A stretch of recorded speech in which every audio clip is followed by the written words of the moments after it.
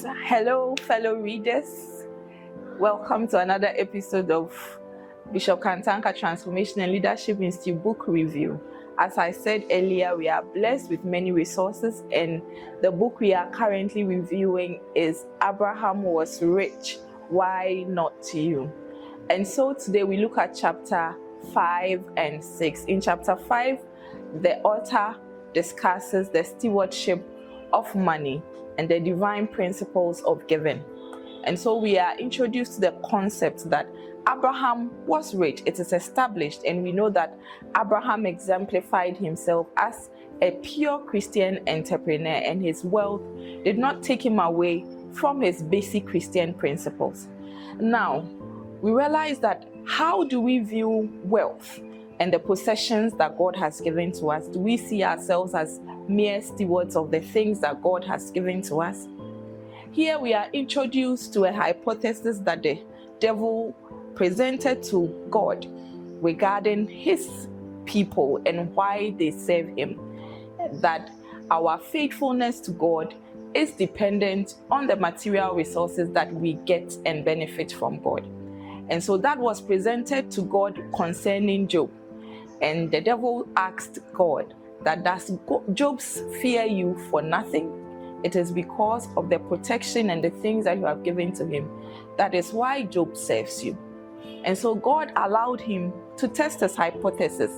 And thankfully we are told in chapter 1 of Job that in all this, after Job lost all his material possessions, Job bowed down to the ground and worshiped God, knowing that he is only a steward of the resources that has been provided to him. Our patriarch Abraham also exemplifies this, but we will save his example for chapter 6. And so, dear child of God, are you so glued to your resources?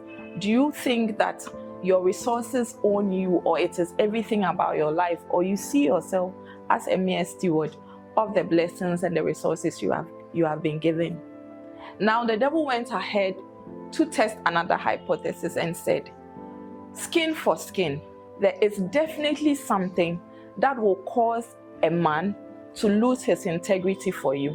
So allow me to go a step further and touch the skin of Job, and let's see what happens. Is there something, a particular area in your life that when it is touched, you lose your integrity for God?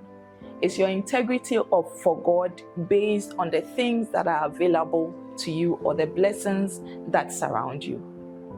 This is a major food for thought. The author goes ahead to present us with 4 principles concerning wealth and giving. I would not like to introduce these to you. I still want you to get your copy. Go in there and read these truths for yourself.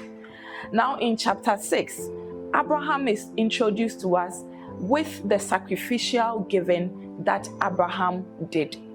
Now this kind of giving is exemplified by what God himself did for us, by giving that only one precious thing, his only begotten son. Abraham also had the occasion to offer that one precious thing that was available to him.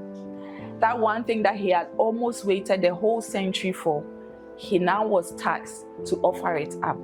But Abraham knew that the God that he serves is faithful and was able to even bring that seed back to life, and so was willing to offer it.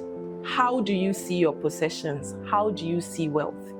Get into the book, read more details, and be blessed.